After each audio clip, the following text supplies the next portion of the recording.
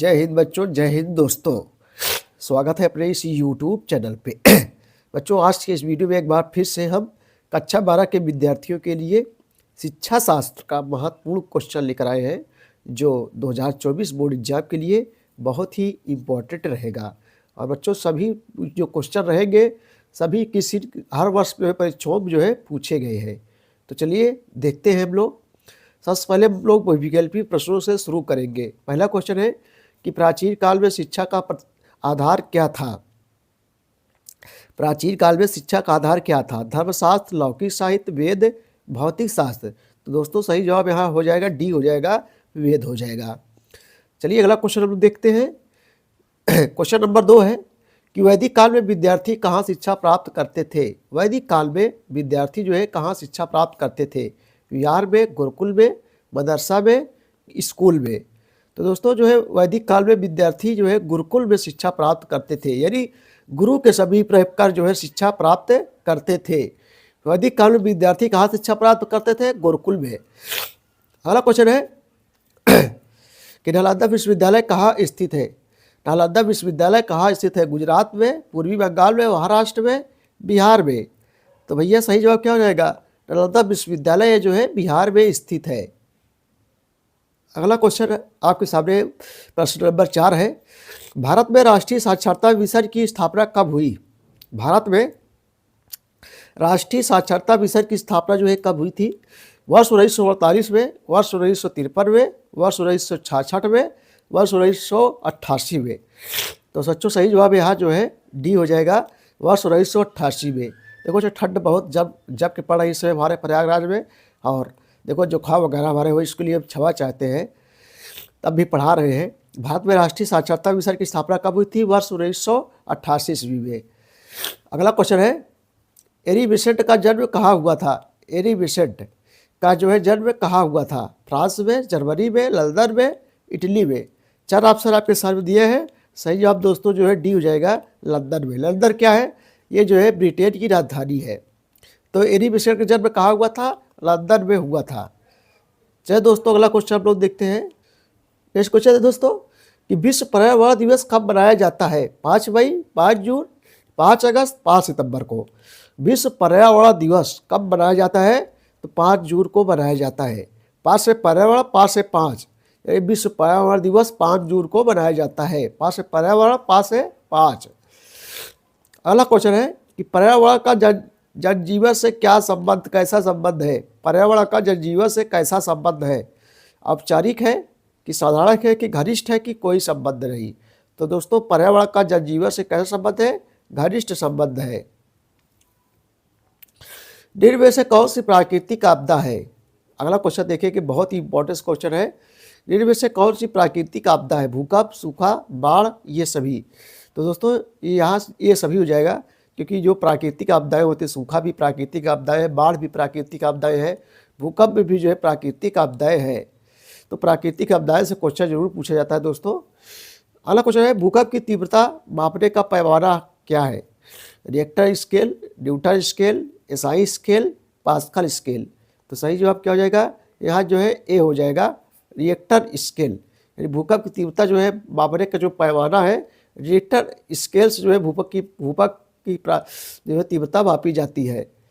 Mid day meal यानी मध्याह्न भोजन योजना का प्रारंभ कब हुआ था? 4 ऑप्शन आपके सामने दिए गए हैं। आपको बताना है दोस्तों कि मिड डे मील यानी मध्याह्न भोजन योजना का प्रारंभ कब हुआ था?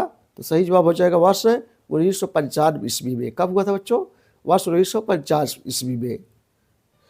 चलो दोस्तों अगले क्वेश्चन की ओर चलेंगे हम लोग। देखो निश्चित उत्तरी से संबंधित है, और जो भी क्वेश्चन लाए हैं सब परीक्षाओं पूछे गए हैं। देखो लगातार परीक्षाओं पूछे गए हैं। गुरुकुल शिक्षा प्रणाली में गुरु शिष्य के संबंध किस प्रकार थे? तो बच्चों बहुत सरल उत्तर है। गुरुकुल शिक्षा प्रणाली में गुरु शिष्य का संबंध अत्यंत मधुर तथा पिता पुत्र के समान थे। कैसे थे? जैसे पिता और पुत्र का होता है, वैसे गुरु और शिष्य का संबंध भी गुरुकुल शिक्षा प्रणाली में होता था। अगला क्वेश्चन है कि वैदिक काल में एक ब्राह्मण बालक को किस आयु में गुरुकुल में प्रवेश मिलता था? वैदिक काल में एक ब्राह्मण बालक को किस आयु में गुरुकुल में प्रवेश मिलता था?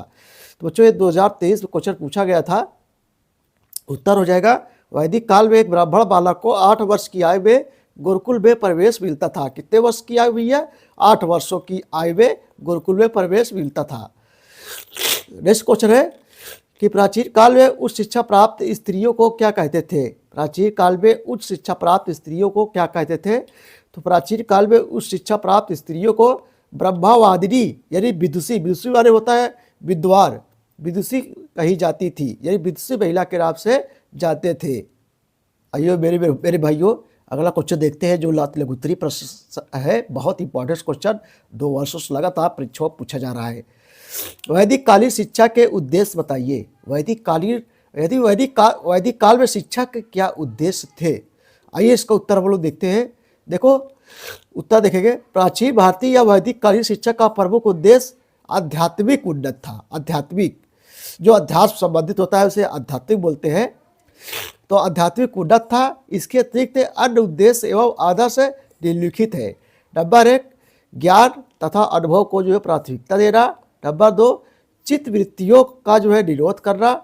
ईश्वर भक्ति तथा धार्मिकता के प्रति उन्मुख रहना।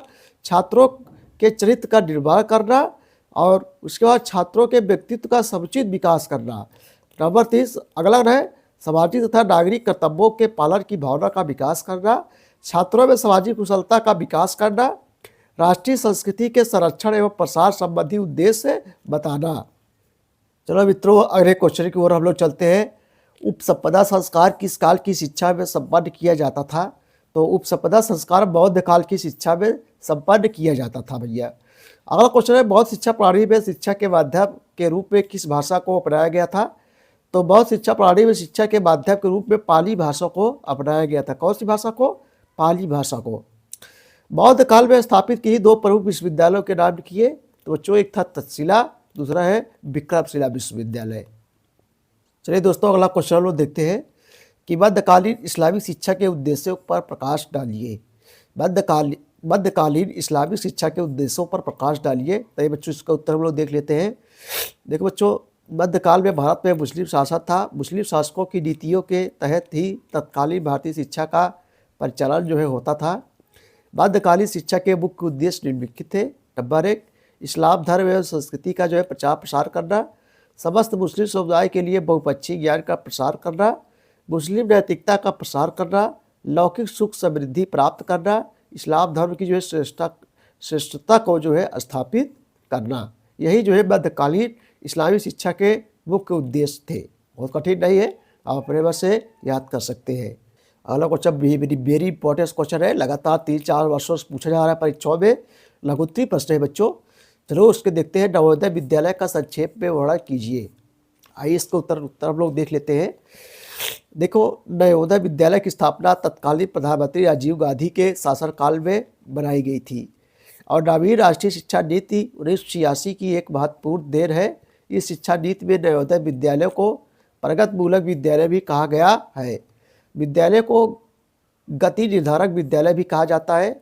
इन विद्यालयों की स्थापना विशिष्ट यानी विशेष प्रतिभाशाली बालकों की तीव्र प्रगति हेतु अच्छी शिक्षा बिना अतिरिक्त आर्थिक भार के देने हेतु की गई है।